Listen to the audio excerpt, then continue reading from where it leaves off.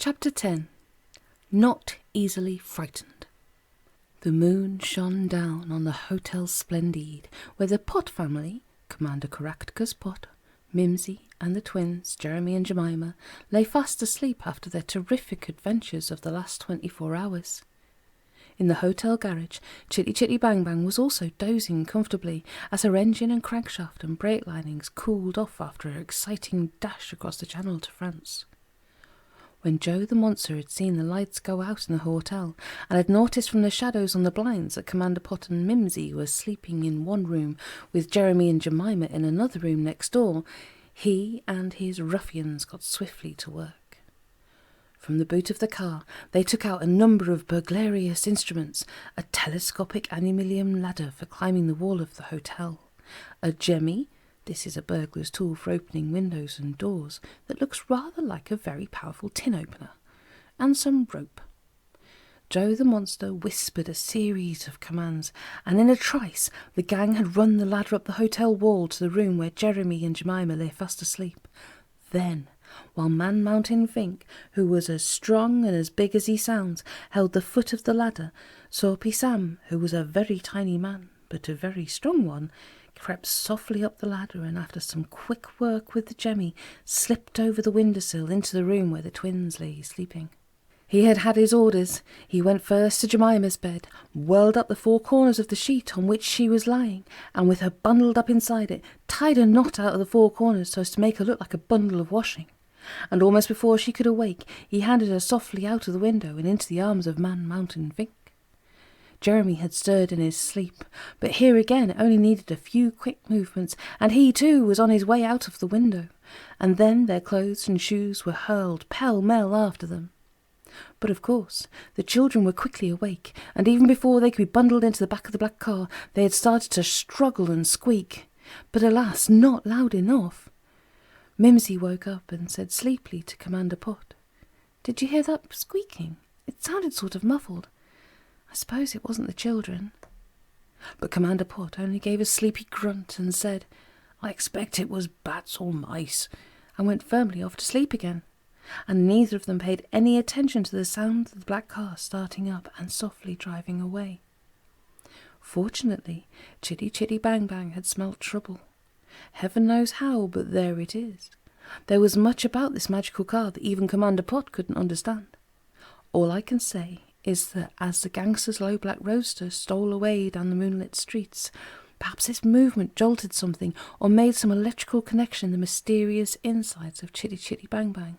But anyway, there was the tiny, soft whir of machinery, hardly louder than the buzz of a mosquito, and behind the mascot on the bonnet, a small antenna, like a wireless aerial, roars softly, and the small oval bit of wire mesh in miniature, rather like what you see on top of big radar pylons on aerodromes, began to swivel until it was directly pointing after the gangster's car, which was now hurtling up the great main road towards Paris.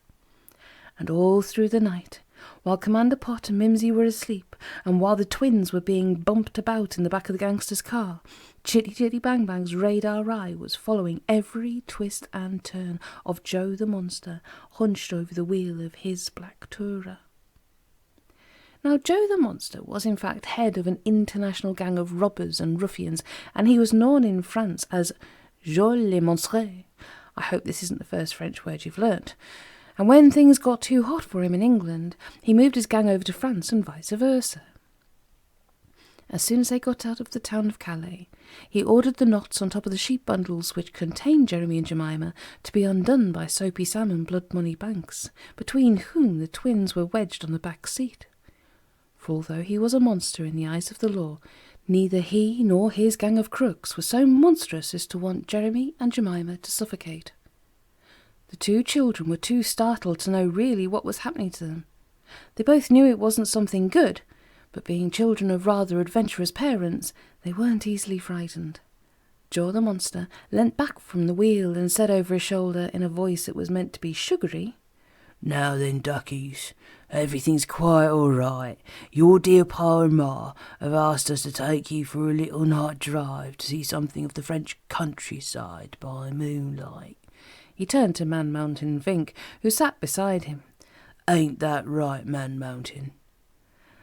"Absolutely, 100% right, and cross my heart and wish to die," said the big man all in one breath. "Hear that, my duckies?" called Joe the monster above the rushing of the wind. "You're in good hands, the very best. You just go off to bye-byes, and when you wakey, there'll be a delicious brekkie waiting for you." Now, if there is one thing the twins, and most other children of their age, hate, it's being talked to in baby language. Certainly, as far as Jeremy was concerned, he would prefer Joe to be monstrous rather than niminy-piminy. At least you know where you are with grown-ups who behave like grown-ups. But no child likes a grown-up to talk like a baby. But truth to tell, both Jeremy and Jemima were too sleepy from the previous day's adventures to care very much what was happening to them, so they snuggled up together and Jemima was soon fast asleep. But before Jeremy dozed off, he heard snatches of conversation between Joe the monster and Man Mountain Fink drifting back from the front seat. And the snatches of conversation were something like this. "Just what we want for the bonbon job. Innocent pair of monkeys. Shove 'em in just before closing. 5,000 francs. Keys of the safe are in the till. When the old geezer goes to the change, then Shopey can use the jelly." Trying to make head or tail out of these mysterious sentences, Jeremy snuggled up alongside Jemima, and lulled by the speed of the car and the rush of the wind, and knowing, as children always do know, that their father and mother would soon rescue them, he too went fast asleep.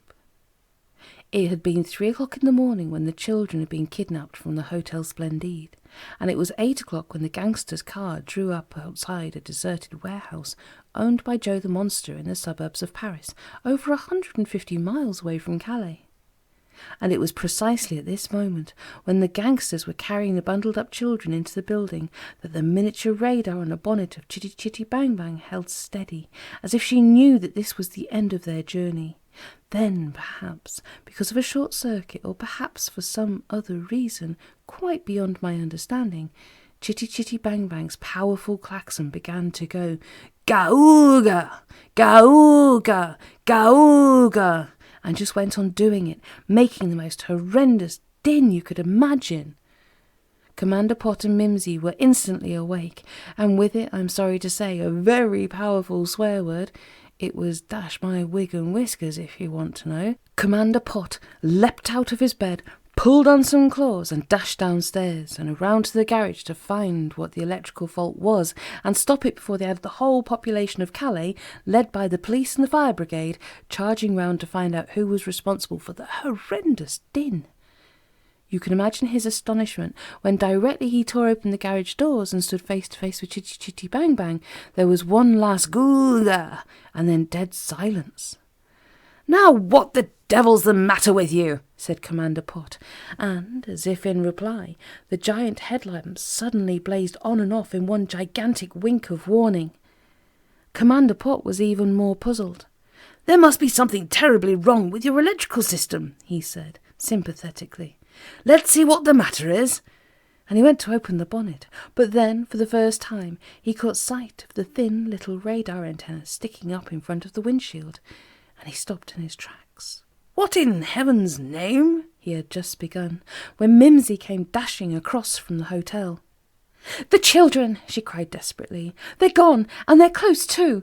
There are the marks of a ladder on the windowsill, and somebody's been at the window breaking in. They've been kidnapped, I know it, by those awful men we ran into yesterday. For heaven's sake, Jack!" which she always used as sort for Caractus. "What are we to do?" Commander Pott didn't argue or say, "Are you sure?" or "How do you know?" or even go to see the evidence for himself. He knew that Jeremy and Jemima would never have left the hotel of their own accord, and certainly not, he added realistically to himself, without having had any breakfast. He looked from the tearful Mimsy to Chitty Chitty Bang Bang, and suddenly he knew. He knew absolutely for sure that that was the meaning of the radar device, and that the magical car had sounded her own horn both to wake them up and because she knew where the twins had gone. "Here, darling," he said urgently. "Here's some money. Be a good girl and run over and get the rest of my clothes and pay the bill. Chitty Chitty Bang Bang knows where they've gone. Don't ask me how, but I know it for sure, and we'll get after them." As Mimsy ran off, glad to have something to take her mind away from her fears, Commander Pott jumped into the driving seat and pressed the self-starter. And at once the great car, with her usual chitty chitty bang bang, leapt into life, and Commander Pott steered her out and across the street just as Mimsy came running out of the hotel. She jumped in beside him, and they were off, slowly at first so that Commander Pott could watch the movement of the little radar scanner on the bonnet just in front of him. At first it pointed left down the main street, and then corrected itself just like a compass when it had got the right course, and then at the big turning towards Paris it swivelled to the right, and Commander Pott obediently whirled to wheel, and they were off on the huge main road which said, "To Paris."